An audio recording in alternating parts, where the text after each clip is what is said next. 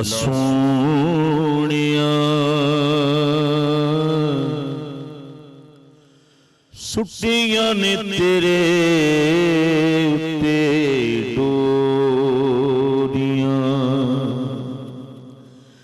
अल्लाह सोनिया सुटियां ने तेरे उत्ते डोरियां इको तेरी जात जिन्ने आसान तोड़ियां इको तेरी जात जिन्ने आसान तोड़ियां अल्लाह सोनिया सुटियां ने तेरे उत्ते डोरियां अथरू गरीबां दे याद तेनू कर दे रब्बा तेरी मन के सब्र हाँ कर अथरू गरीबां दे याद तेनू कर दे रब्बा तेरी मन के सब्र हाँ कर दे सुन दिया लोकां दियां मिठियां ते कौड़ियां अल्लाह सोनिया सुटियां ने तेरे उत्ते डोरियां सरुआं दे बूटे भावें दूरों पे सजदे चुके हुए बूटियां नू फल सदा लग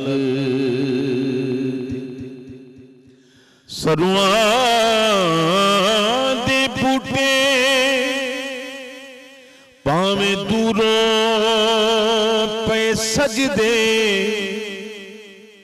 चुके हुए बूटियां नू फल सदा लग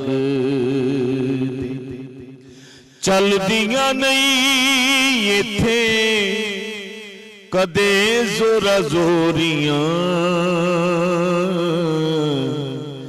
अल्लाह सोनिया सुटियां ने तेरे उत्ते डोरियां। आपने लिखी हुई इस हम्द का मक्ता पेश करता हूं। मान तेरी जात उत्ते हर वेले कीता सजदे च पैके तेनू याद जदों कीता मान तेरी जात उत्ते हर वेले कीता सजदे च पैके तेनू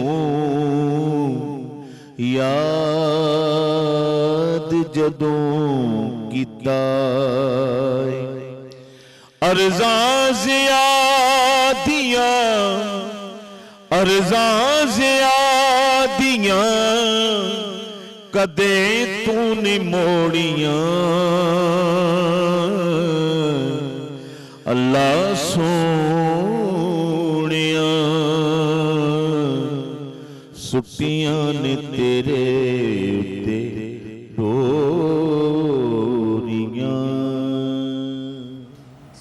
अल्लाह, सुभान अल्लाह, सुभान अल्लाह, जज़ाकल्लाह, बहुत खूब, माशाअल्लाह। बिस्मिल्लाहिर्रहमानिर्रहीम, अस्सलामु अलैकुम, खैर रमज़ान में खुश आमदीद। मैं हूँ हिना आदिल और मैं हूँ अली अनीक सैयद। उम्मीद है आप खैर आफियत से होंगे, रमज़ान अच्छे तरीके से चल रहा होगा, आपके तमाम तर रोज़े भी जा रहे होंगे और हम उम्मीद करते हैं कि रमज़ान यूं ही आपका बेहतरीन तरीके से आगे बढ़ता रहे, जिसके लिए हम यहाँ पर हाजिर हैं। बिल्कुल। सबसे पहले अपने मेहमानों का तारुफ कराते हैं। हम बहुत मशहूर हैं अलहाज रफ़ीक ज़िया साहब के, जो माशाल्लाह से आलमी शोहरत याफ्ता शायर हैं और नातगो शायर भी हैं, और कितनी खूबसूरत इन्होंने हमदे बारी ताला पेश की और इनकी खुद की लिखी हुई है। सर बहुत शुक्रिया, कैसे हैं आप? जी अल्लाह का शुक्र, अल्हम्दुलिल्लाह। कैसा जा रहा है आपका रमज़ान? बस आजकल तो चैनल्स पर ही अफ्तारी शायरी, घर में तो बहुत कम मौका मिलता है। आप भी हमारी तरह सेट्स पर ही रहते हैं। तो ये हम में जो आपने खुद लिखा है, जी जी, किस कैफियत का शिकार थे उस वक्त?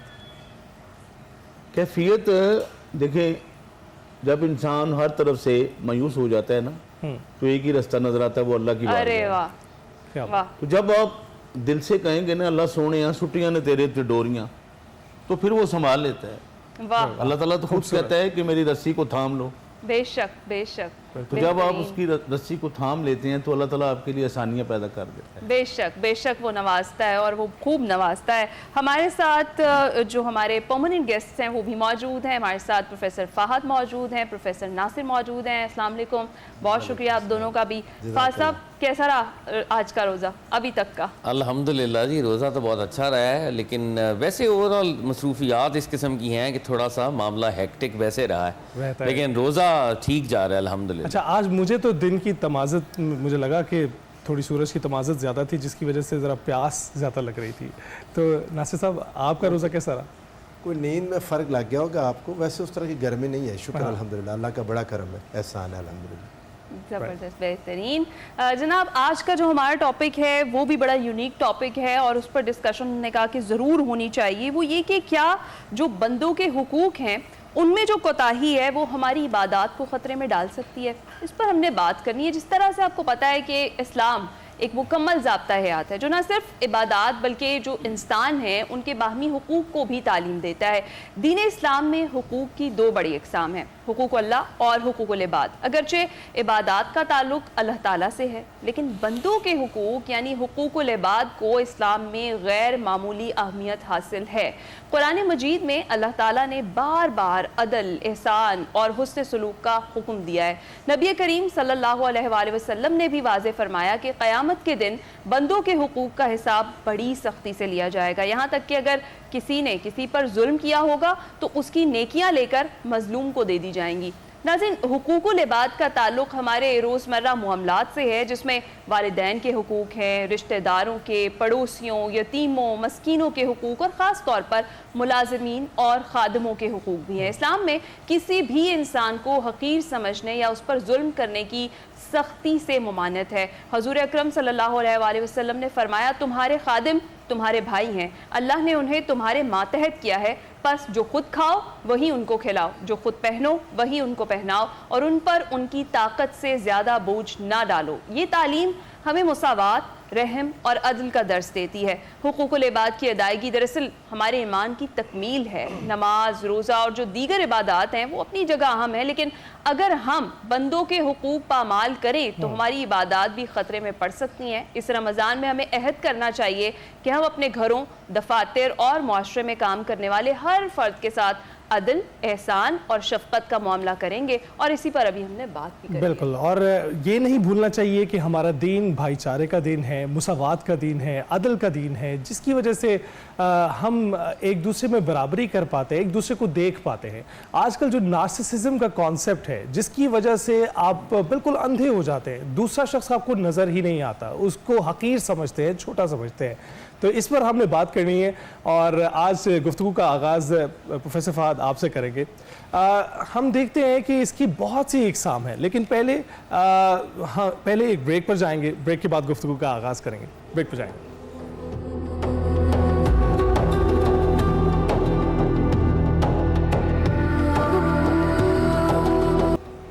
रमज़ान में एक बार बार फिर से खुश आमदीद। हमारी इंतहाई स्पेशल गेस्ट जो हैं वो हमें ब्रेक में ज्वाइन कर चुकी हैं, उनसे भी आपका तारुफ करवाएंगे। सबसे पहले आपका अपनी शेफ़ से तारुफ करवाते हैं। जी, सिमरन हमारे साथ मौजूद होती हैं और डेली कोई एक रेसिपी वो हमें बनाना ज़रूर सिखाती हैं। तो सिमरन के पास चलते हैं और उनसे जानते हैं कि आज क्या बना रही हैं। सिमरन, कैसी हैं आप और आज हमें क्या बनाना सिखा रही हैं आप? अस्सलाम वालेकुम अलीन हिना। तो आज खैर ख्वाह में मैं लेके आई हूँ एक और नई रेसिपी जिसका नाम है रेड सॉस पास्ता। ये आप लोगों ने बहुत कॉमनली नाम सुना भी होगा। तो आज मैं बेसिक इंग्रेडिएंट्स को यूज़ करते हुए और कुछ वेजिटेबल्स को यूज़ करते हुए बनाऊंगी पास्ता।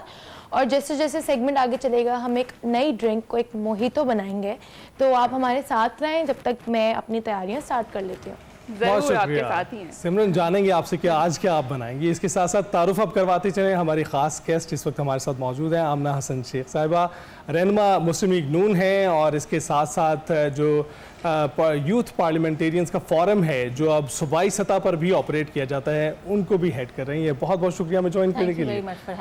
कैसे चल रहा है आपका रमज़ान? अल्हम्दुलिल्लाह बहुत अच्छा, बहुत अच्छा। अब रहमतों और बरकतों वाला महीना है, नथिंग लाइक इट। राइट, तो क्या आपकी रूटीन एडजस्ट हो गई? अभी तक 7 रोजे गुजर गए हैं कि कब उठना है, कब सोना है, सेशंस और सब कुछ? रूटीन बिल्कुल नहीं बन रही। आपको मज़े की बात बताऊं कि before I was into politics and before I was a parliamentarian, तो मैं रमज़ान में कभी काम नहीं करती थी। हालांकि I was a practising lawyer, but मैं रमज़ान में सबको कहती थी कि कोई काम नहीं करना, कोई मैक्सिमम कोई एक आधा कोई डॉक्यूमेंट साइन करना है या कोई चीज़ देखनी है, तो वो भी I would wake up very late और बस उतना सा 15-20 मिनट का काम किया एंड दैट्स इट। पर अब जब से पॉलिटिक्स में आ गए हैं तो कोई छुट्टी नहीं है, रोज़ा हो ना हो, संडे हो, हमारी कोई छुट्टी नहीं है।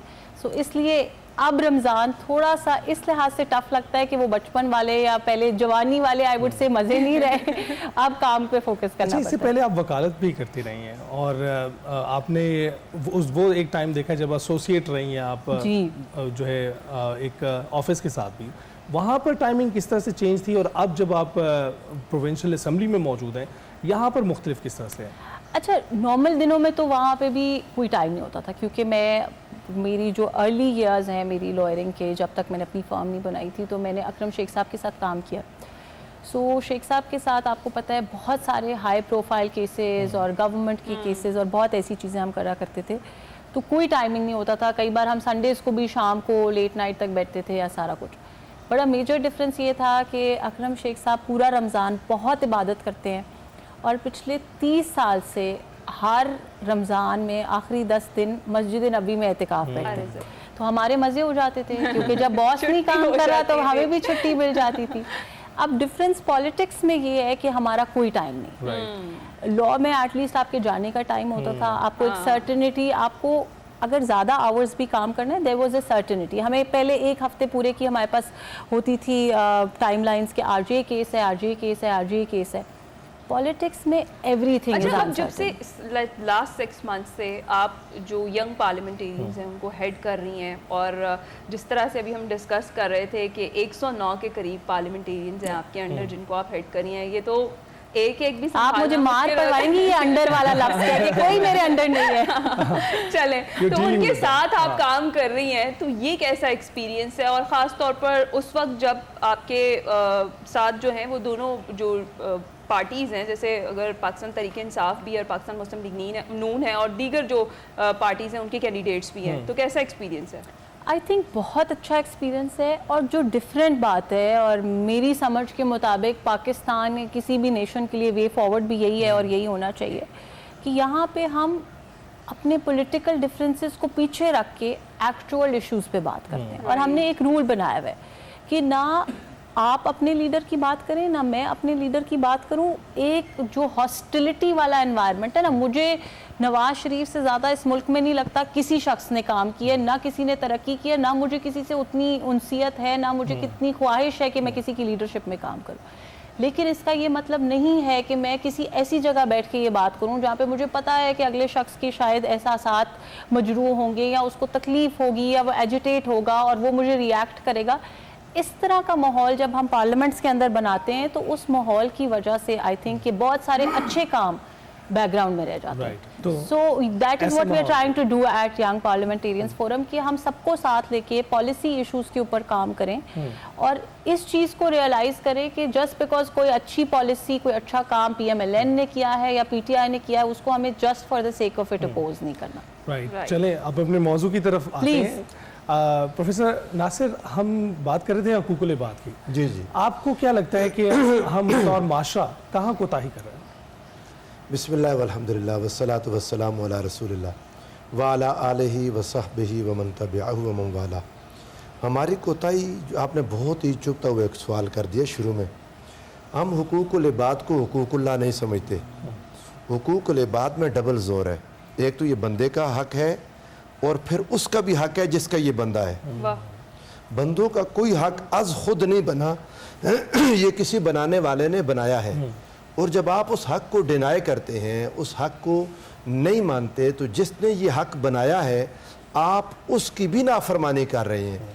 हुकूकुल इबाद में डबल जोर है, यानी ये बंदे का हक तो है ही, बंदे के खालिक और मालिक का भी हक है जिसने उसको ये हक दिया। तो हमारी कोताही यहाँ से ही है कि हम समझते हैं कि हमने नमाज़ पढ़ ली, हमने रोज़ा रख लिया, हमने उम्रा कर लिया, हमने मिलाद करवा लिया, हमने 11वीं कर ली, हमने चिल्ला लगा लिया या हमने फ़लाँ कर लिया तो बस फिर सारा कुछ माफ़ हो जाएगा।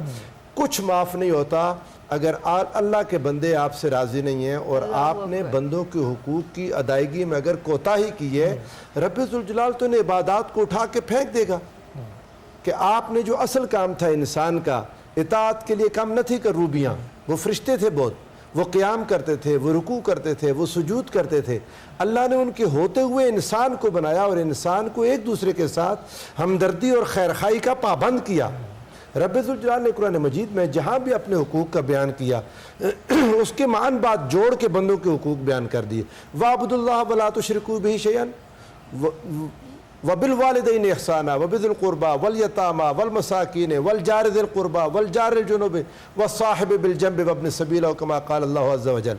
अल्लाह रब्बुल इज़्ज़त अपनी इबादत के साथ और अपनी ज़ात के साथ शरीक ठहराने से रोकने के साथ ही बंदों के हुकूक की तरफ आ गया। वालिदैन हैं, तुम्हारे पड़ोसी हैं, तुम्हारे इर्द गिर्द उठने बैठने वाले हैं, तुम्हारे साथ सफ़र करने वाले हैं, तुम्हारे साथ काम करने वाले हैं, तुम्हारे रिश्तेदार हैं, मसाकीन हैं, माशरे का हर तबका, ख़ास तौर पर वो लोग जिन पर जुल्म हो रहा है, जो मजलूम है। अगर आप इन लोगों की मदद नहीं कर सकते तो अल्लाह रब्बुल इज़्ज़त को आपके सजदों की ज़रूरत नहीं है। ये है वो कोताही जहां हम समझते हैं कि शायद नमाजें हमारी उस कमी को पूरा कर लेंगी या इबादात हमारी हुकूकुल इबाद की कमी को पूरा करेंगी। ऐसा नहीं होगा। हुकूकुल इबाद को पूरा करें, वो अल्लाह की इबादत की कमी पूरी कर सकते हैं, मगर अल्लाह की इबादत, वो हुकूकुल इबाद की कमी को पूरा नहीं कर सकेगी। बिल्कुल ठीक।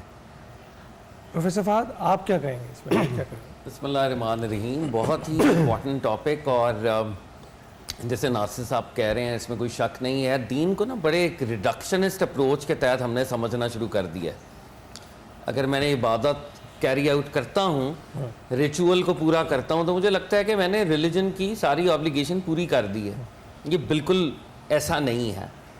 अल्लाह के जो प्रॉफिट्स आए, प्रॉफिट्स इबादत भी लेके आए, मगर जो उनका बड़ा काम था वो socio economic political upliftment of that society थी। प्रॉफिट सल्लल्लाहु अलैहि वसल्लम जब मक्का में आए थे, तौहीद की बात हुई, आखिरत की बात हुई, ख़त्म नबूवत की बात हुई, लेकिन जो सबसे इम्पॉर्टेंट बात थी वो जो पिसा हुआ तबका था, प्रॉफिट सल्लल्लाहु अलैहि वसल्लम उस पिसे हुए तबके को उठाने आए थे। और अरब के लोगों को सबसे बड़ी प्रॉब्लम ही प्रॉफिट सल्लल्लाहु अलैहि वसल्लम से ये थी कि ये जो प्रोग्राम है, जो इगैलिटेरियनिज्म के ऊपर बेस्ड है, जो इक्वालिटी के ऊपर बेस्ड है, जो रीडिस्ट्रीब्यूशन ऑफ वेल्थ की बात कर रहा है, हमारे जो सरदार हैं उनकी सरदारियां चली जाएंगी, काला गोरा बराबर हो जाएगा। दैट इज वाई हम मोहम्मद ऑफ अरेबिया को नहीं मान सकते। जितने भी प्रॉफिट्स हैं क्रॉस द बोर्ड, आप जनाब मसीह अलैहिस्सलाम की टीचिंग को देखें, उस वक्त के जूस क्या कह रहे थे कि ये लड़का हमें बताएगा कि ये सोशो पॉलिटिकल ऑर्डर में प्रॉब्लम्स हैं। ये लड़का, ये अल्फाज वो बोला करते थे। जनाब मूसा अलैहिस्सलाम फिरौन को क्यों टेक ऑन कर रहे हैं?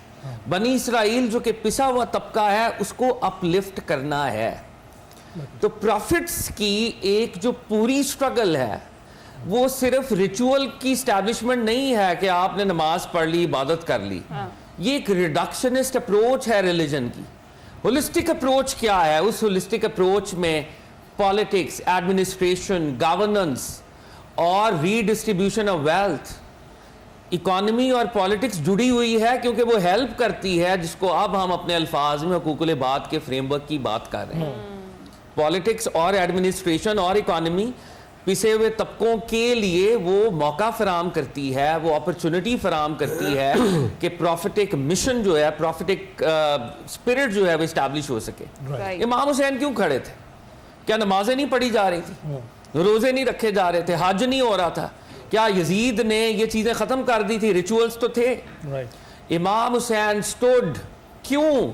क्योंकि अरब इंपीरियलिज्म का सिस्टम इस्लाम के ईथॉस को करप्ट कर रहा था, कंटामिनेट कर रहा था। उस करप्शन के खिलाफ इमाम हुसैन खड़े हुए हैं। हम एट टाइम्स इकबाल को अगर पढ़ें तो इकबाल का जो सरमन है, खुतबा अलाहाबाद जिसको कहते हैं, खुतबा अलाहाबाद यही कह रहा है, हमने अरब मलूकियत के बदनुमा दागों से जान छुड़ानी है। एक ऐसी मुस्लिम वेलफेयर स्टेट कायम करनी है जहाँ पर प्रॉफिट सल्लल्लाहु अलैहि वसल्लम की सुन्नत हमें नजर आए। तो हुकूकुल्लाह पे जितना एम्फसाइज हम करते हैं, हुकूकुल इबाद को हम भूल जाते हैं, तो हम असल में दीन की स्पिरिट से भूल रहे होते हैं। और जैसे हम कॉन्वर्सेशन को आगे लेके चलेंगे, आई थिंक आमना साहिबा बैठी हुई हैं, इन लोगों का बड़ा इंपॉर्टेंट रोल है प्रॉफिट सल्लल्लाहु अलैहि वसल्लम की स्पिरिट को कैरी आउट करने। इनसे यही पूछना चाह रहे थे बेसिकली कि आपका शोबा ही ऐसा है, आपका शोबा ऐसा है जिसमें आपको आम आवाम से रोज़ाना की बुनियादों पर डील करना होता है, उनकी भलाई के लिए काम करना होता है। आपको लगता है जो हल्के हैं और बाइख्तियार लोग हैं ये सोच, ये दर्द रखते हैं? आई थिंक सबसे ज़रूरी चीज़ ही ये दर्द है। और मैं तो बल्कि अपने लोगों को भी कहती हूँ कि जिस वक्त वो कर रहे हों, अपना नुमाइंदा मुंतखब कर रहे हों, उस वक्त सबसे इम्पोर्टेंट चीज़ ये है कि वो यही देखें कि कौन उनके दुख को, उनकी प्रॉब्लम को, अच्छा दुख ये नहीं है कि मैं आज सैड हूँ, किसी वजह से मुझे कोई परेशानी है, जो लोगों की डेली स्ट्रगल्स है ना, फाद ने उसको बड़े अच्छे तरीके से एक्सप्लेन किया कि सोसाइटी को अपलिफ्ट करना। जब हम ये बात करते हैं ना एज ए पॉलिटिशियन कि जी मैं लोगों का दर्द समझ रहा हूँ, तो लोगों को लगता है कि यार शायद कोई स्पेसिफिक चीज़ की, इन जनरल उनको एजुकेट करना, उनको रोज़गार के मौके फराहम करना, उनका लाइफस्टाइल, उनकी ग्रूमिंग, उनकी हर चीज़, उनको अपलिफ्ट करना is what I mean when I से कि हमें उनका दर्द समझना चाहिए। और आवाम को भी ये समझना चाहिए और ये देखना चाहिए कि कौन से ऐसे लोग हैं जो उनकी इश्यूज़ को समझ रहे हैं और उनकी बेहतरी के लिए काम करें। देखिए हमारा प्रोफेशन ना बड़ा एक थैंकलेस प्रोफेशन है। कई दफ़ा हमें ऐसा लगता है, बल्कि आज अभी मैं क्योंकि असेंबली से सीधा इधर आ रही हूँ तो वहाँ पे ये डिबेट हो रही थी कि हम, बिकॉज़ मैं पर्सनली कोशिश ये कर रही हूँ कि हम ऐवानों के दरवाजे आम आवाम के लिए ओपन करें। हम चाहते हैं कि आप यहाँ पे मौजूद तमाम लोग, हमारी यूथ, हमारे बच्चे, हमारे स्टूडेंट्स फ्रीली हमारे पार्लियामेंट्स के अंदर आएँ, हमसे डिबेट करें, हमसे डिस्कशंस करें, हमें अपना इनपुट दें, सारा कुछ करें। लेकिन उसकी दूसरी साइड ऑफ द स्टोरी भी है। एक ये बात है कि हम उनके लिए क्या क्या कर सकते हैं, दूसरी साइड ऑफ स्टोरी है कि हमें आवाम को, लोगों को भी ये समझाना पड़ेगा कि हमारी क्या लिमिटेशंस। जब तक मैं सियासत में नहीं थी शायद बहुत सारी चीज़ें ऐसी थी जो एक आइडियल वर्ल्ड में होता था कि ऐसे क्यों नहीं करते, ऐसे क्यों नहीं करते, but then with time you realize कि नहीं यार, कुछ लिमिटेशंस हैं, कुछ सिस्टम की, कुछ कल्चर की, कुछ सोसाइटी की, बट उसके अंदर मेरा एक चीज़ पे मानना है कि आपकी जितनी भी लिमिटेशंस हो, चंद चीज़ें जो नो गो एरिया होनी चाहिए। जब आपकी जो स्टाइल ऑफ गवर्नेंस है, आपने किसी के साथ ज़्यादती नहीं करनी, आपने किसी का हक नहीं मारना, आप जहाँ पे जिसकी मदद कर सकते हो, जिस हद तक कर सकते हो, जितनी आपकी, ये चीज़ें इनबिल्ट हैं और सिर्फ सियासतदानों को नहीं, हर किसी को करनी चाहिए। हमारे ऊपर यकीनन रिस्पॉन्सिबिलिटी भी ज़्यादा है और अपॉर्चुनिटी भी ज़्यादा है हमारे पास to do something, so we try to play our part. बिल्कुल ठीक, बड़े ज़बरदस्त तरीके से आपने बयान किया है जी। खैर रमज़ान में वक्त तो एक छोटी सी ब्रेक का, हम कुछ ही देर में वापस आते हैं और गुफ्तगू का सिलसिला यहीं से आगे जोड़ेंगे।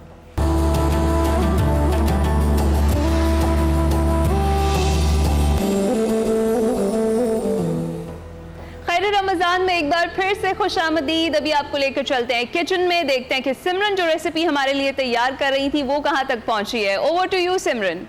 अच्छा जी, तो मेरी प्रिपरेशंस पूरी हो गई हैं और हम लोग अब अपना पास्ता बनाना शुरू करते हैं। तो पास्ता बनाने के लिए पहले मैं अपने इंग्रेडिएंट्स बता देती हूँ।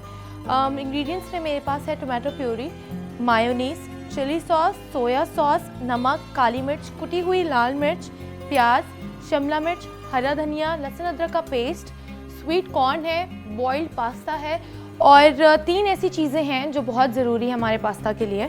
तो वो ये है कि कनौर का चिली गार्लिक सॉस हम आज इस्तेमाल करेंगे, कनौर का पिज़्ज़ा और पास्ता सॉस इस्तेमाल करेंगे क्योंकि हम पास्ता बना रहे हैं तो कनौर का पास्ता सॉस के बगैर पास्ता इनकम्प्लीट है। और थर्ड मोस्ट इम्पॉर्टेंट चीज़ है कनौर का चिकन क्यूब, क्योंकि चिकन क्यूब हमारे हर खाने में डालता है फ्लेवर। तो चिकन क्यूब भी हम अपने पास्ता में इस्तेमाल करेंगे। शुरू करने के लिए सबसे पहले मैंने ऑयल गरम करना है।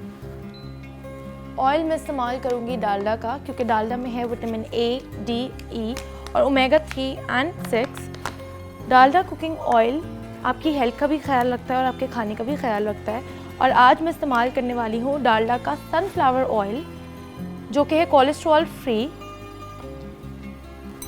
तो ये आपके हार्ट के लिए बहुत अच्छा है। ऑयल मैंने डाल दिया है। अच्छा, जब तक मेरा ऑयल गर्म हो रहा है मैं आप सबको बताती चलूँ कि हमारे शो के साथ आज ताउन किया है कई ब्रांड्स ने, जिसमें है हमदर्द के मसाले which is trusted for generations और रूह अफ़ज़ा जो कि जाना माना नाम है, और हमारे साथ है 7 अप, कनौर, इंश्योर, ग्लूसर्ना डायबिटिक पेशेंट्स के लिए बहुत अच्छा है, और सब्रोसो के फ्राइड आइटम्स हैं, और इसके साथ हमारा अपना डालडा है, विम लिक्विड डिश वॉश है और लाइफ बॉय है। ठीक है, ऑयल मेरा जब तक गरम हो रहा है मैं थोड़ा सा प्रोसेस बता दूं। इस तेल में मैंने अभी प्याज डालूंगी मैं, और प्याज थोड़ी सी ब्राउन करने के बाद लहसुन अदरक का पेस्ट डलेगा इसमें, और उसके बाद फिर हम अपना सॉस रेडी करेंगे। सॉस रेडी करने के बाद हम अपना बॉइल्ड पास्ता उसमें फ्लिप कर देंगे। ठीक है, ये ऑयल मेरा हो गया है। इसमें मैंने ये कम से कम मेरी 1 से 1.5 प्याज है जो मैंने इसमें डाल दी है। प्याज जब तक ब्राउन हो रही है मैं आप लोगों को एक बहुत इंटरेस्टिंग सी आज बात बताती चलूँ। कनौर लेके आया है एक रेसिपी AI जो कि AI टूल है।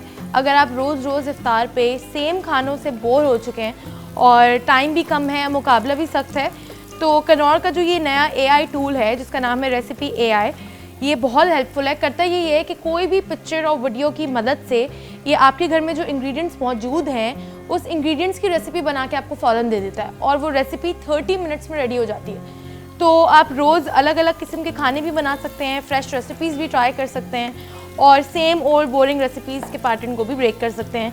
तो कनौर का आप अभी आप ट्राई करें, स्कैन करें और रिफ्रेशिंग रेसिपीज़ ट्राई करें। प्याज लाल हो चुकी है, इसमें 1 टीस्पून लहसुन अदरक का पेस्ट डालना है। अच्छा, ये रेसिपी बहुत इजी है। सॉस बनाने के लिए मुझे इसमें सिर्फ सारे इंग्रेडिएंट्स ऐड करना है। मैं इसके बाद इसमें टोमेटो प्यूरी ऐड कर रही हूँ अराउंड 3 to 4 टेबलस्पून। तो प्यूरी ऐड करने के बाद इसमें हम ऐड करेंगे 4 टेबलस्पून मायोनीज। ठीक है, मायोनीज के बाद ऐड होगा जो कनौर का जो पिज़्ज़ा और पास्ता सॉस है, ये रियल टोमेटोज़ और इटालियन हर्ब्स से बना है। तो ये जो एक एसेंशियल जो फ्लेवर होता है पास्ता का, ये आपको वो देता है, आपके पास्ता को बिल्कुल एक ऑथेंटिक फ्लेवर देता है। और ये अराउंड 3 to 4 टेबलस्पून ये भी ऐड कर लिया है। थोड़ा सा मैं सॉस को अच्छे से पहले मिक्स कर लूँ। अच्छा, ये सॉस की कलर देखें, एक ऑरेंजिश सॉस इसका ये टर्न आउट किया है। इसमें अब हम स्पाइसेस ऐड करेंगे। स्पाइसेस में मैं ऐड करने वाली हूँ 1 टीस्पून चिली फ्लेक्स, कुटी हुई लाल मिर्च, 1 टीस्पून ब्लैक पेपर यानी काली मिर्च, हाफ टीस्पून, आधा टीस्पून मुझे इसमें नमक ऐड करना है, 1 टीस्पून चिली सॉस और 1 टीस्पून सोया सॉस। ठीक है। अच्छा, ये सॉस टाइम के साथ साथ गाढ़ा होता रहता है, तो आपको विद टाइम थोड़ा थोड़ा इसमें पानी ऐड करना है, बिल्कुल थोड़ा थोड़ा करके, ताकि सॉस की कंसिस्टेंसी हमारी मेंटेन रहे। स्पाइसेस मैं अपने सॉस में ऐड कर चुकी हूँ। मुझे लास्ट सॉस अब ऐड करना है जो कि है मेरा कनौर का चिली गार्लिक। चिली गार्लिक के बाद हम ऐड करेंगे चिकन क्यूब, और हमारा पास्ता का सॉस बिल्कुल तैयार होगा। अराउंड 4 to 5 टेबलस्पून्स मुझे ये ऐड करना है।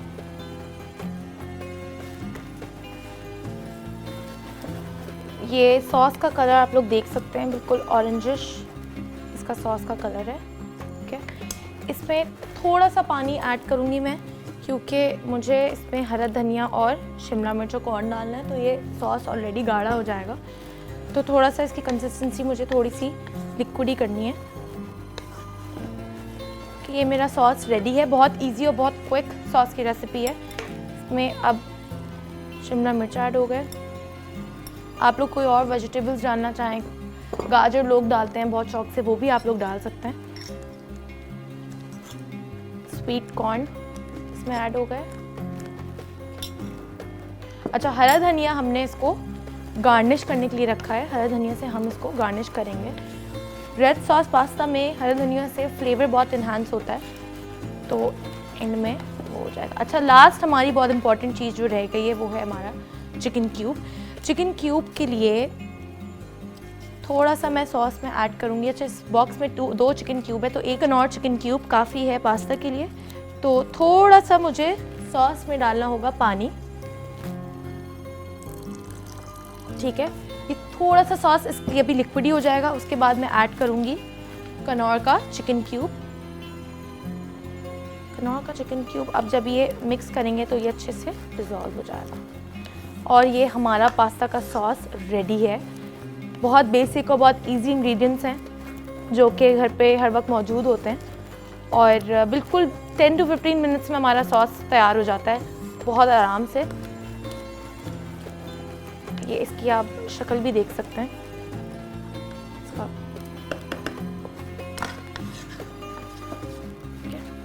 इसके बाद हम ऐड करेंगे अपना बॉइल्ड पास्ता। ठीक है, अच्छा, जब मैं पास्ता ऐड कर लूँगी तो चूल्हा आपने बंद कर लेना है, क्योंकि ऑलरेडी ये बॉइल्ड होता है, तो चूल्हे पे अगर आप मिक्स करेंगे तो ये ज़्यादा एक्स्ट्रा बॉईल होके बिल्कुल टूटने लग जाता है। पास्ता हमारा ऑलमोस्ट रेडी है, तो सर्विंग की तरफ चलते हैं। सर्विंग के लिए मैंने बोल लिया है, बड़ा बोल लिया है। आप लोगों को मेक श्योर करना है कि पास्ता अच्छे से सॉस में ब्लेंड हो जाए, अच्छे से मिक्स हो जाए, लेकिन बहुत ध्यान से करना है, क्योंकि पास्ता टूटता बहुत जल्दी है। जो मैक्रोनी होती है बहुत जल्दी जल्दी टूट जाती है, तो बहुत देखभाल के मिक्स करना है। ठीक है, ये हमारा पास्ता रेडी हो गया है, इसको अब हम सर्व कर लेते हैं।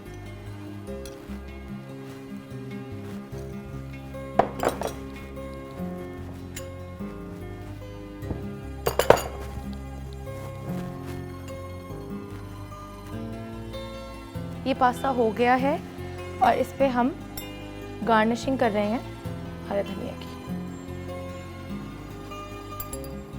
अच्छा, पास्ता रेडी हो चुका है। पास्ता के बाद अब हम चलते हैं ड्रिंक की तरफ। ड्रिंक में मैं आज बनाने वाली हूँ रूह अफ़ज़ा मोहितो, और रूह अफ़ज़ा मोहितो के लिए इंग्रेडिएंट्स मैं बताती चलूँ। बहुत बेसिक और बहुत इजी इंग्रेडिएंट्स हैं। क्रश्ड आइस हमें चाहिए होगी, रूह अफ़ज़ा चाहिए होगा, 7 अप चाहिए होगी। ये दोनों चीज़ें आज हमारी ड्रिंक को कंप्लीट करेंगी। इसके अलावा हमें लेमन चाहिए, और पिसा हुआ पुदीना चाहिए होगा, और ऑफ कोर्स शुगर चाहिए होगी। ये पिसा हुआ पुदीना आ गया, ये शुगर आ गई, ये स्क्वीज़ हुआ लेमन है। ये लेमन हम टॉप करने के लिए इस्तेमाल करेंगे।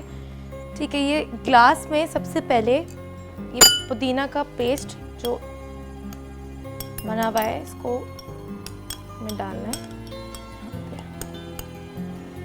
मिंट ऑलरेडी डाइजेशन के लिए, हेल्थ के लिए बहुत अच्छी होती है, तो ये काफ़ी हेल्दी ड्रिंक बनेगी हमारी। इसके बाद मैं ऐड कर रही हूँ 1 टीस्पून लेमन जूस। ये फ्रेश लेमन्स का स्क्वीज़ हुआ है। ठीक है, इसके बाद ऐड कर रहे हैं हम शुगर। 1 टीस्पून शुगर हो गई है दोनों में। इसके बाद इस मिक्सचर को हमें अच्छे से मिक्स करना है, थोड़ी सी, ताकि चीनी ब्लेंड हो जाए। ठीक है, ये बेस का हमारा वो रेडी है। इसके बाद डालेंगे हम क्रश्ड आइस। क्रश्ड आइस, बर्फ़ को पहले हम क्रश कर लेते हैं। मोहितो बनता ही क्रश्ड आइस से है, तो हम बर्फ़ को क्रश कर लेते हैं।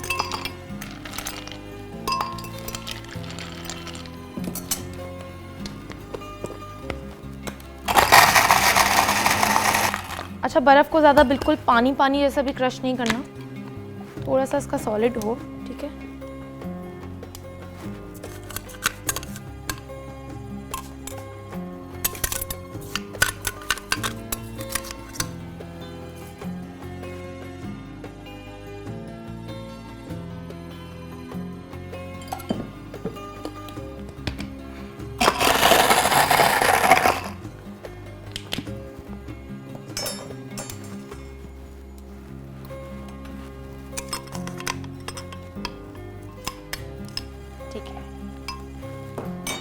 ये क्रश आइस डाल दी है।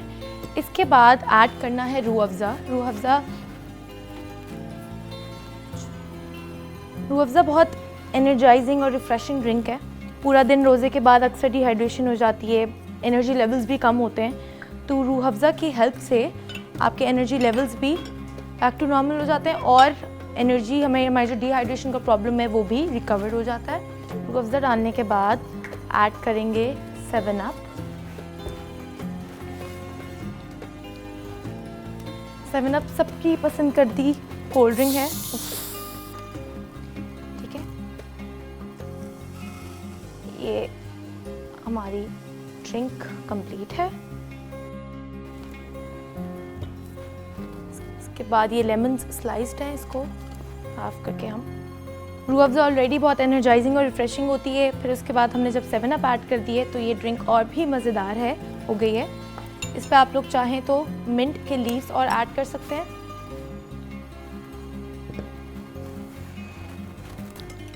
जी, तो हमारा पास्ता और हमारे आज की ड्रिंक रेडी है। ये बहुत ही झटपट बनने वाली रेसिपी थी, तो आप लोग सब घर पे ज़रूर ट्राई करेगा और आई होप आप लोगों को भी रेसिपी अच्छी लगी होगी। मिलते हैं कल एक और नई रेसिपी के साथ।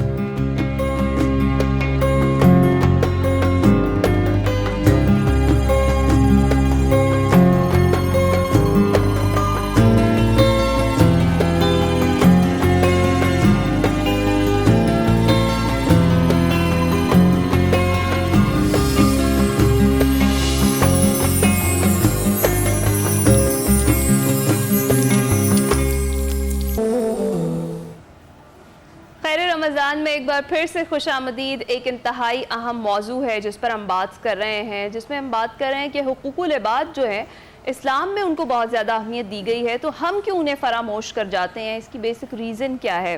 साहब, हम बात कर रहे हैं कि इस्लाम ने हमें ये कहा है, या जिस तरह से नासिर साहब ने भी ये कहा कि हम हुकूक अल्लाह पर अगर फोकस करते हैं तो हुकूकुल इबाद पर डबल फोकस अल्लाह ने ही हमें करने के लिए कहा है। तो ख़ास तौर पर हम चूक जाते हैं, जो हमारे मातहत होते हैं, जो हमारे मुलाजिमीन हैं, जो हमारे अंडर काम करते हैं लोग, उनके हुकूक जो हैं वो अदा करने से। इस पर बताइएगा कि कितनी कड़ी सज़ा है, कितना इसमें गुनाह है, और दूसरी चीज़ ये कि हम आखिर इतने सेल्फिश हो कैसे जाते हैं कि हम उनके हुकूक को नज़रअंदाज कर देते हैं। बहुत ही क्रिटिकल सवाल है और आपको प्रॉफिट सल्लल्लाहु अलैहि वसल्लम की सीरा को इस पर देखना पड़ेगा। प्रॉफिट सल्लल्लाहु अलैहि वसल्लम के ज़माने में आप देखें कि ग़ुलामों के साथ कैसा सलूक हो रहा था, स्लेव ट्रेड होती थी, स्लेव्स के साथ क्या मामलात हो रहे थे। प्रॉफिट सल्लल्लाहु अलैहि वसल्लम ने वो जो पूरा प्रोग्राम है उसके अंदर आप देखेंगे स्लेव्स के राइट्स पर कितना एम्फसाइज किया।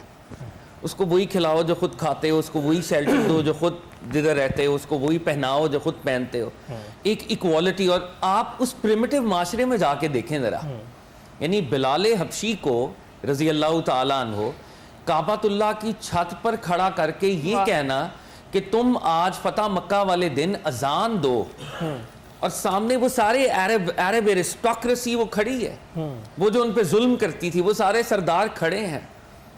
उस दिन प्रॉफिट सल्लल्लाहु अलैहि वसल्लम ने ये मैसेज दिया कि ये वो लोग जिनको तुम इंसान नहीं समझते थे, ये इतना बड़ा है कि ये काबतुल्लाह की छत पर खड़ा हो सकता है।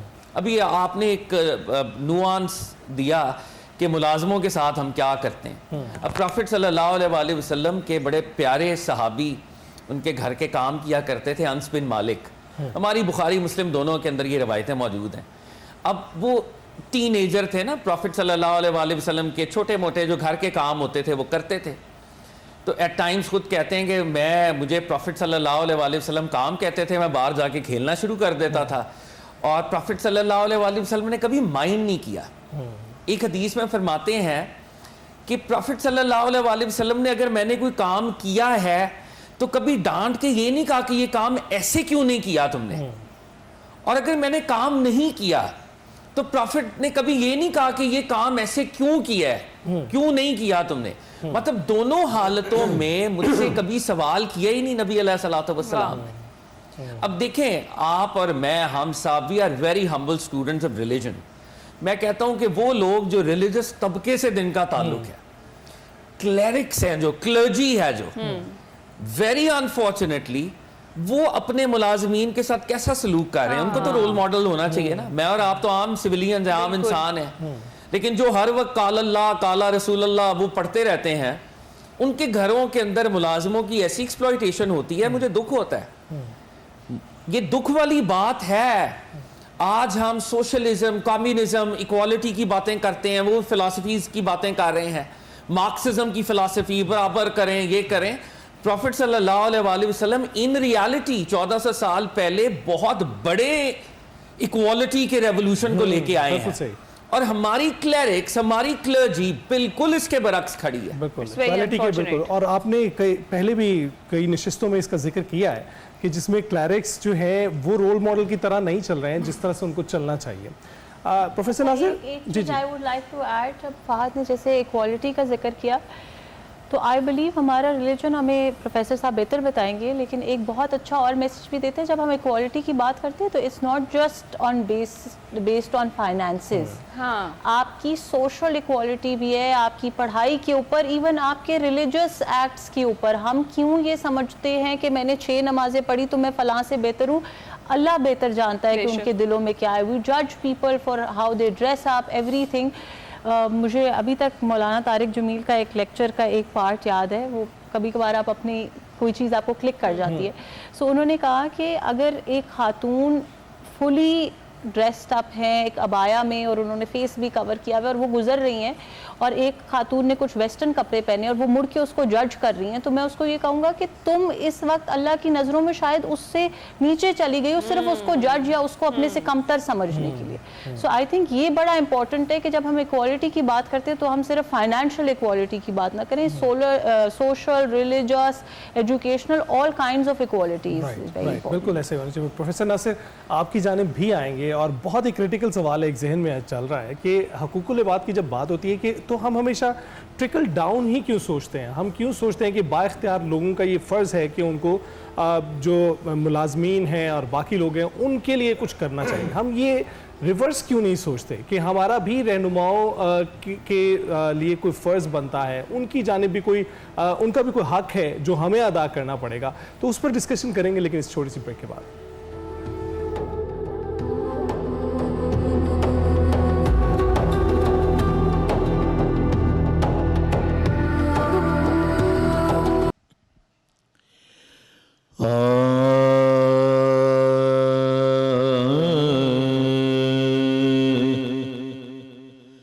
हुजूर मेरी तो सारी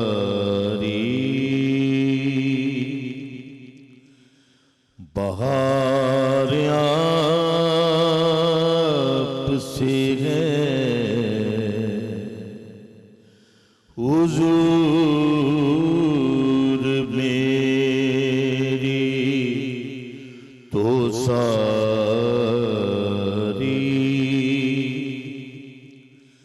बहार आप से है। मैं बेकरार था, मेरा करार आपसे है, हुजूर मेरी तो सारी बहार आपसे है। मेरी हस्ती क्या है मेरे गरीब नवाज, मेरी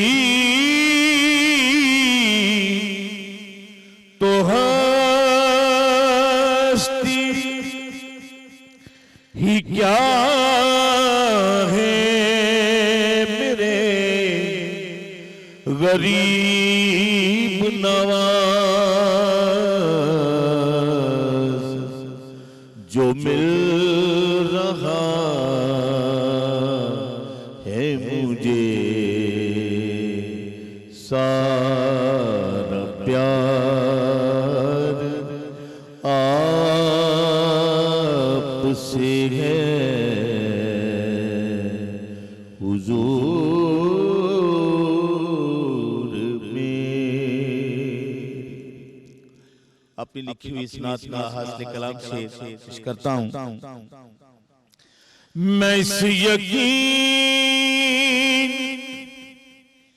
से जिंदा हूं आप मेरे हैं, मैं इस यकीन से जिंदा हूं आप मेरे हैं, मेरी हयात का दारो मदार आपसे है हुजूर में। है ताज शाही से बढ़कर गदाई ज़हरा की, है ताज शाही से बढ़कर गदाई ज़हरा की, ये सिलसिला भी मेरा बरकरार आपसे है हुजूर में। हुजूर आपकी यादों में अश्क रहमत है, हुजूर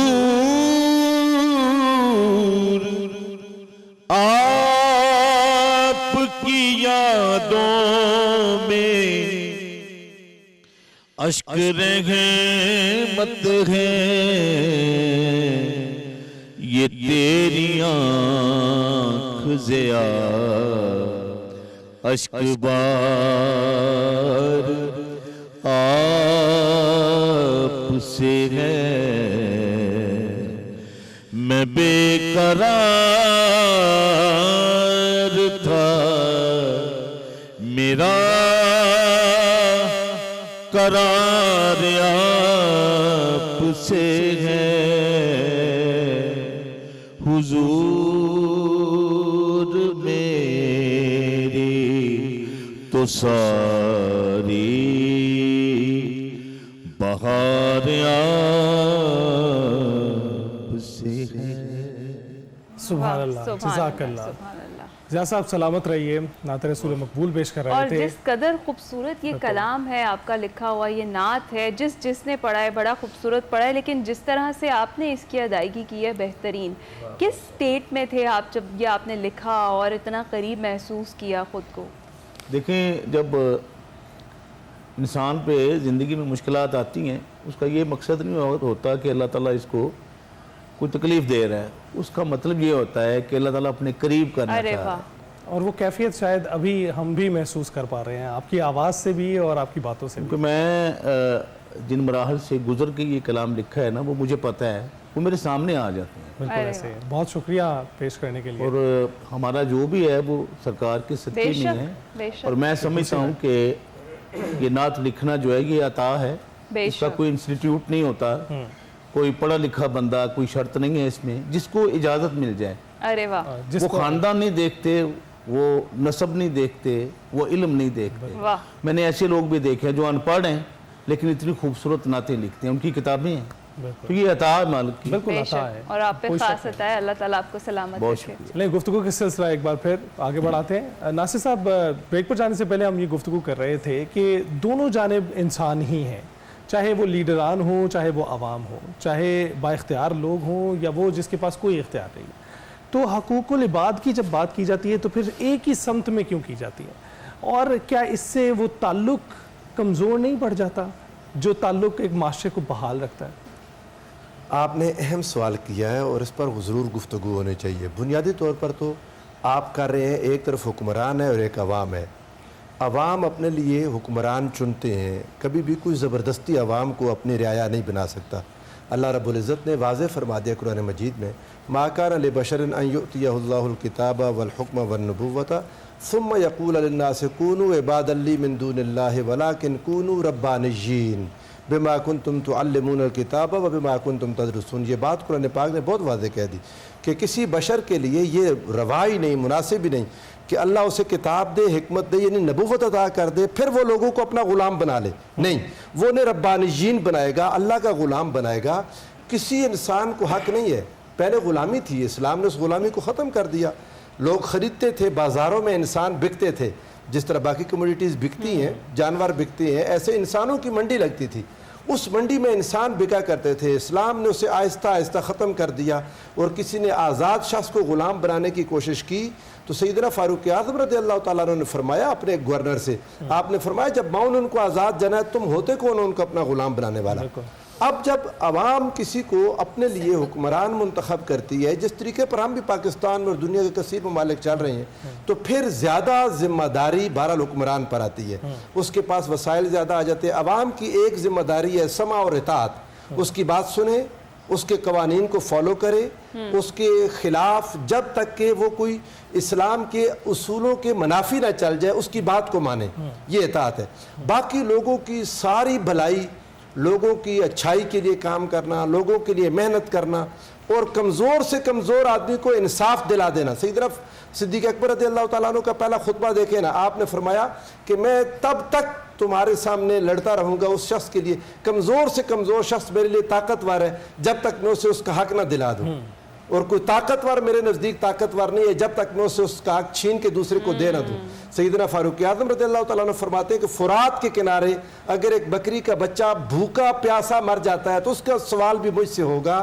अल्लाह रब्बुल इज़्ज़त ने आपके मातहत लोगों का जो आपकी रियाया है उसका सवाल हुक्मरान से होगा। कुल्लुकुम राइन व कुल्लुकुम मसऊलुन अन रइयती, चूंकि उसके पास वसाइल आ गए। अब अगर फ़र्क आ गया बहुत ज़्यादा हुक्मरान की ज़िंदगी में और राया की ज़िंदगी में, वो भूखा है, उसको खाने को ही नहीं मिल रहा और यहाँ पर अयाशियाँ, तो ये बहरहाल अल्लाह के नज़दीक एक जुर्म है।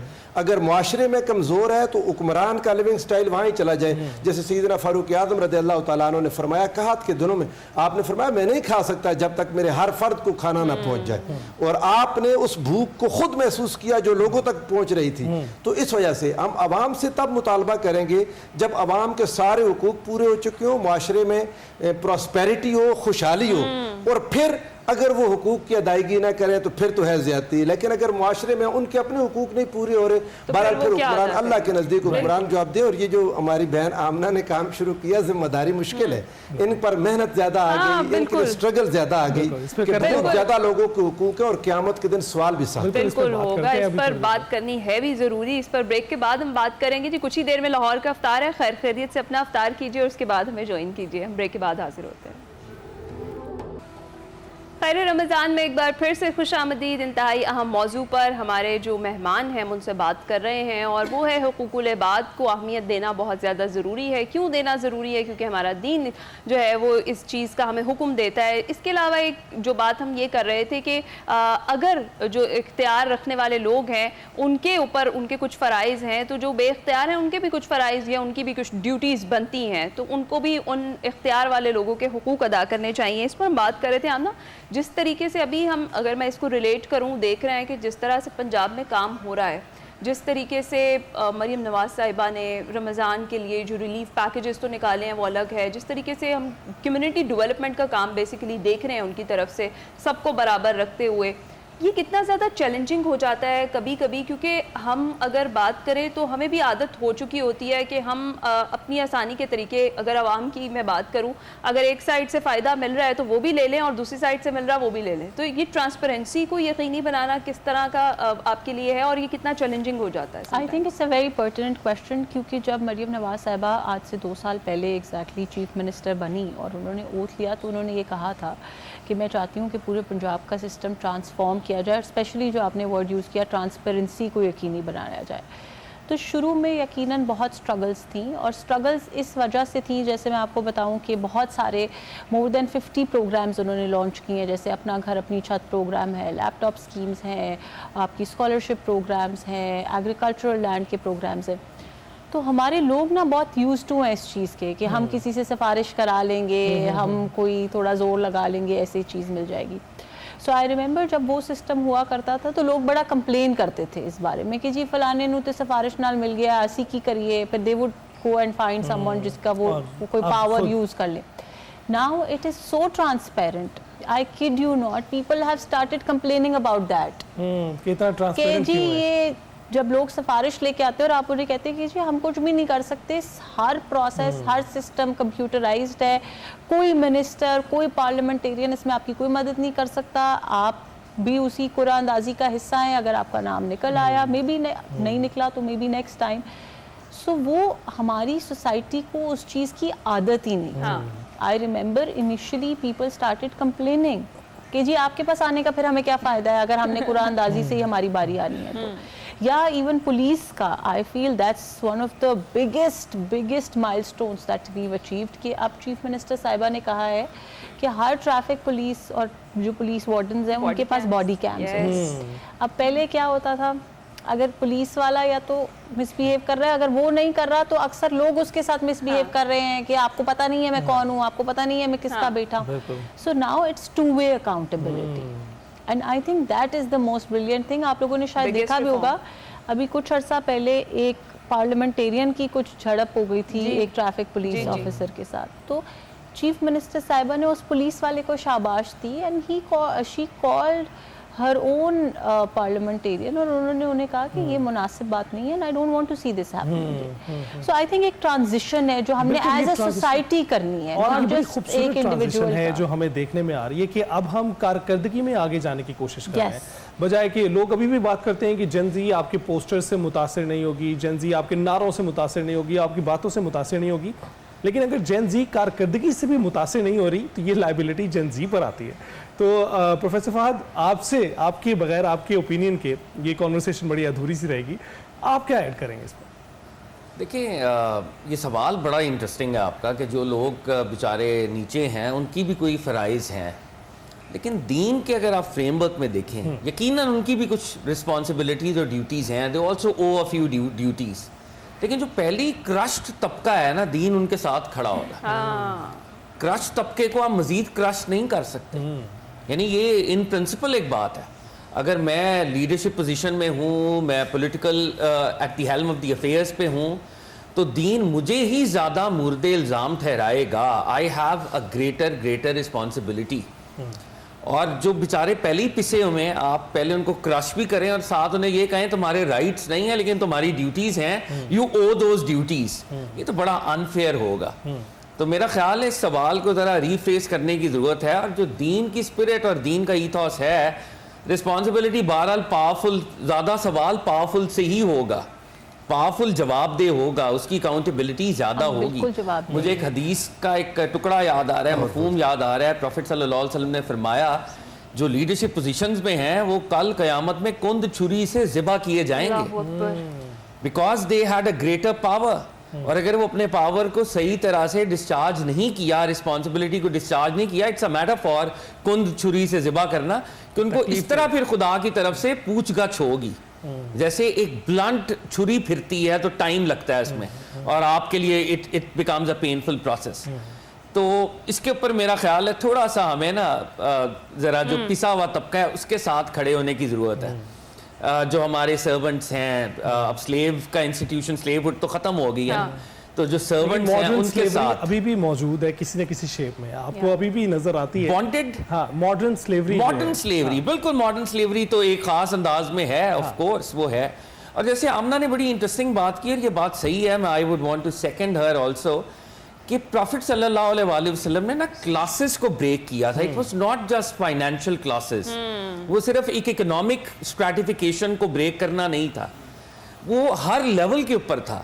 अगर कोई जेंडर के लेवल पर वीक है तो प्रॉफिट सल्लल्लाहु अलैहि वसल्लम ने देखे ना, बीबी खदीजा, बीबी आयशा, बीबी ज़ैनब, उन्होंने वो एम्बियंस पैदा किया, स्ट्रॉन्ग वुमेन जहाँ पे आपके सामने आई। अगर कोई स्लेव है तो वो बिलाल हबशी बन गया, और बिलाल हबशी खालिद इब्ने वलीद को गिरफ्तार कर सकता है, ही अरेस्टेड, ये तारीख के वाकयात हैं। तो प्रॉफिट सल्लल्लाहु अलैहि वसल्लम ने हर लेवल पर वो जो वीक तबका है, वो जिस क्लास से ताल्लुक रखता है, उसको अपलिफ्ट किया है, उसको इक्वालिटी की वो अपॉर्चुनिटी, और इक्वालिटी प्लस इक्विटी, ये भी कहना बहुत ज़्यादा इंपॉर्टेंट है। बिल्कुल आप दुरुस्त कह रहे हैं जी। गुफ्तगू का सिलसिला यहीं से आगे जोड़ेंगे। अभी कुछ देर में कराची का इफ्तार भी हो जाएगा जनाब, हम आपको उसके बाद ज्वाइन करते हैं, आप हमारे साथ ही रहिएगा।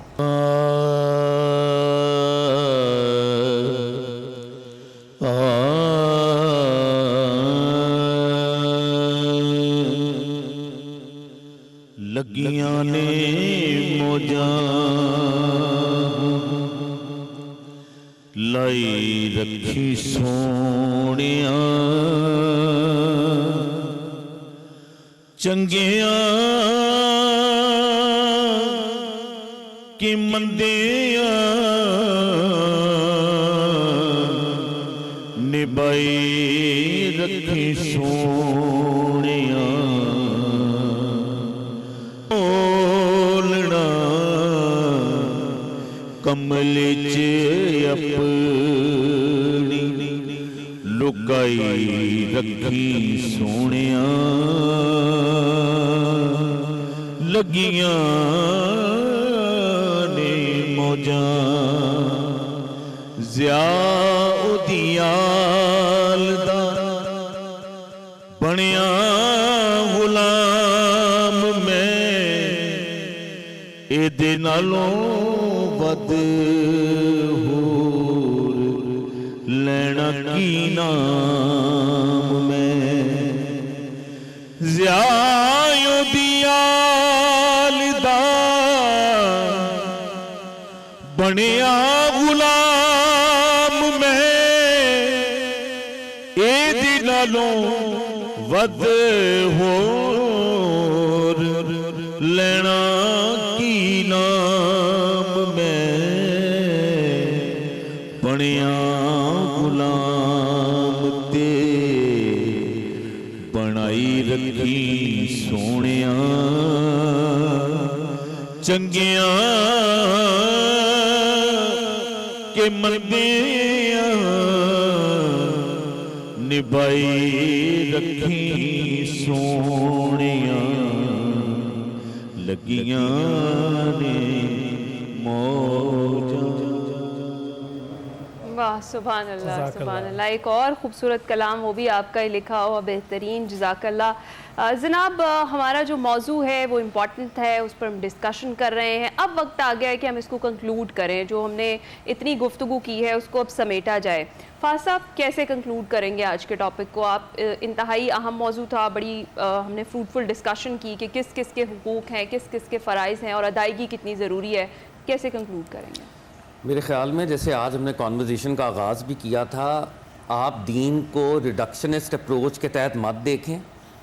आप अगर रिचुअलिस्टिकली मुसलमान हैं और हुकूकुल इबाद के लेवल पर आप गासिब हैं, तो आप अच्छे मुसलमान कतई तौर पर नहीं हैं।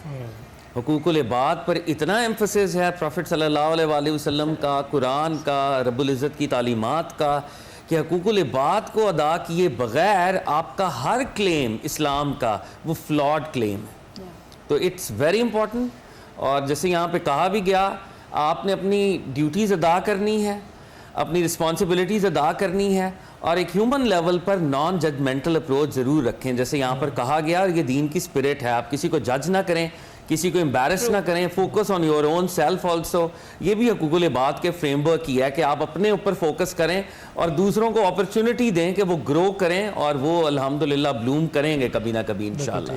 नासिर साहब। जी, मैं हुज़ूर सल्लल्लाहु अलैहि वसल्लम की एक हदीस पाक रखना चाहता हूँ सामने, जिससे ये बात बहरहाल बहुत वाज़ेह हो जाती है कि इंसान हुकूकुल इबाद की अदायगी के बगैर बचने की कोई सूरत नहीं है, इल्ला ये कि ऐसी तौबा कर ले कि रब्बे ज़ुल जलाल उस पर अपना फजल फरमा दे। वो एक इस्तिस्नाई सूरत है, जिस तरह बनी इसराइल में 100 बंदों का कातिल भी अल्लाह ने अपने फजल से उसकी अच्छी नेक नियति की बिना पर मुआफ़ कर दिया, लेकिन उन मजलूमों को राज़ी करके। बाज़ औक़ात अल्लाह रब्बुल इज़्ज़त किसी पर इतना राज़ी हो जाता है कि वो जो कहते हैं पंजाबी में अपने पल्यों दे के राज़ी कर लेता है मजलूमों को, वो एक है, वो भी एक है। मगर होता ये है कि जब आप किसी पर जुल्म करते हैं तो क़यामत के दिन तो रब्बे ज़ुल जलाल इतना करेगा कि एक सींग वाली बकरी, बगैर सींग वाली बकरी पर जुल्म किया, क़यामत को अल्लाह उसे सींग लगा के उससे बदला दिलवाएगा। ऐसे क़यामत, दुनिया ख़त्म नहीं होने वाली, हमको आज जहानी नहीं है, दुनिया मिटेगी, क़यामत का दिन आएगा तो रब्बे ज़ुल जलाल हर मजलूम को उसका हक देगा। और दुनिया में फरमाया इत्तक़ी दावतल मजलूम, मजलूम की दुआ से, बद दुआ से डरो, उसके और अर्श के दरमियान कोई फासला नहीं होता, मजलूम के और अर्श के दरमियान कोई फासला नहीं होता। बसा औक़ात वक्त लग जाता है, वक्त लग जाता है। अल्लाह रब्बुल इज़्ज़त जब एक्शन लेता है, इरम ज़ातिल इमाद अल्लती लम युख़लक़ मिस्लुहा फ़िल बिलाद, फिर ना बड़े बड़े ताकतवर फिर हिल जाते हैं, मगर वक्त ज़रूर लग जाता है, लेकिन कभी ना कभी आ जाता है। इसलिए इंसान को डरना चाहिए। और हुज़ूर अलैहिस्सलाम ने फरमाया क़यामत के दिन मुफलिस कौन है? सहाबा से पूछा, या रसूलल्लाह मुफलिस तो वो है जिसके पास पैसा ना हो। आपने फरमाया नहीं, मुफलिस वो नहीं, मुफलिस वो है जो क़यामत के दिन ढेरों नेकियां लेकर आएगा, और जब वो जन्नत जाने लगेगा तो लोग खड़े हो जाएंगे, एक कहेगा इसने मेरे ऊपर जुल्म किया था, इसने मुझे नाहक कैद किया था, इसने मुझे पैसे खाए थे, इसने मेरी गीबत की थी, इसने मेरी चोरी की थी। सारों को अल्लाह इसकी नेकियों में से देता रहेगा, साइल फिर भी बाकी रहेंगे, फिर उनके गुनाह इसको देगा, तो उतना पहाड़ जितना नेकियों का लाया था उतना गुनाहों का लेके दोज़ख में चला जाएगा। आका ने फरमाया ये मुफलिस है मेरी उम्मत का। आप कैसे कंक्लूड करेंगे?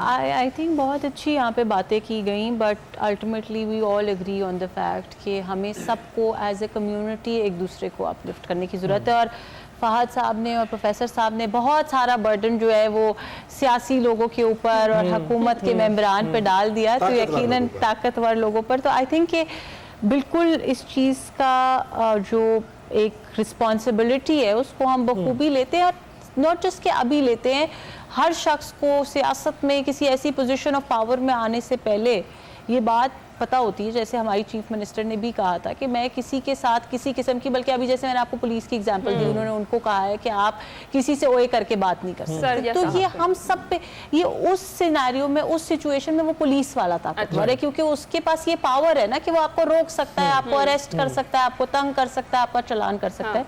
सो आई थिंक व्हेन वी से पावरफुल, हर लेवल पे हमें अपने से नीचे वालों पर, अपने साथ वालों पर शफकत करनी चाहिए, काइंडनेस दिखानी चाहिए। ज़िंदगी एक इम्तिहान है, और चाहे वो इम्तिहान किसी रहनुमा का हो अपनी कौम को लेकर, और चाहे आपको लेकर, अपनी फैमिलीज़ को लेकर, आपके मातहत जो लोग हैं उनको लेकर, और जिस तरह से हमने मॉडर्न स्लेवरी की भी बात की, जो कंपनी मालिकान हैं उनके एम्प्लॉयज़ को लेकर, तो जो सबसे पहली शराइत है इस इम्तिहान में सुरखरू होने की, वो हुकूकुल इबाद है। बिल्कुल बेशक हैं, और बड़ी फ्रूटफुल डिस्कशन हमने आज के टॉपिक पर की है। अपने तमाम मेहमानों के मशकूर हैं। आमना साहिबा आपका बहुत शुक्रिया, आपने हमें ज्वाइन किया। नासिर साहब आपका बहुत शुक्रिया। फ़ाज़ साहब आपका बहुत शुक्रिया, आपने हमें ज्वाइन किया। इसके साथ साथ हमारे साथ अलहाज मोहम्मद रफ़ीक ज़िया साहब मौजूद थे, आपका बहुत शुक्रिया। हम आपसे मुलाकात कल करेंगे, लेकिन अभी हम रिक्वेस्ट करेंगे रफ़ीक ज़िया साहब से कि जाते जाते हमें कुछ और भी कलाम सुनाएं।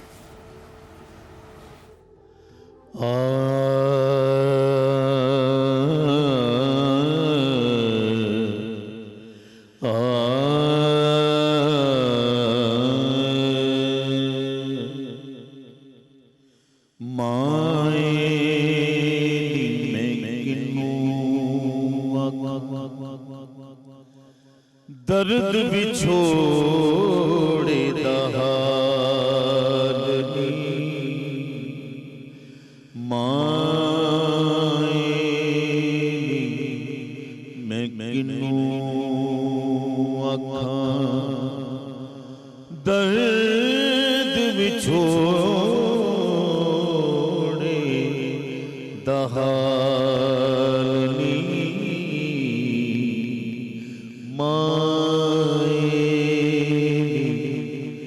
मैं किनू आखां दुखां दी रोटी ते सूलां दा साल दुखां दी रोटी ते सूलां दा साल आहिंदा बालनी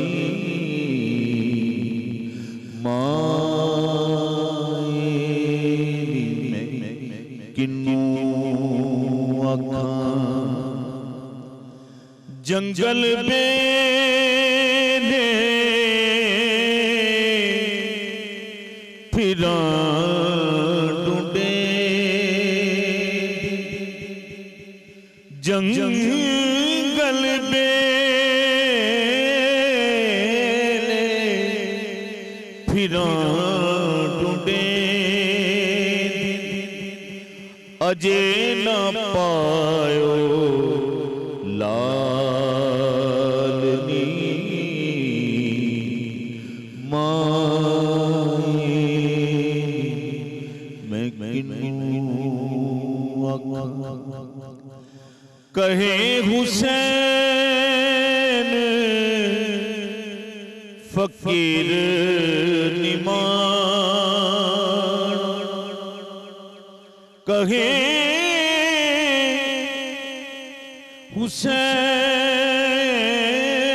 हुसैन फकीर निमान शो मिले निहालनी माए मैं किन्नू आखां दर्द विछोड़े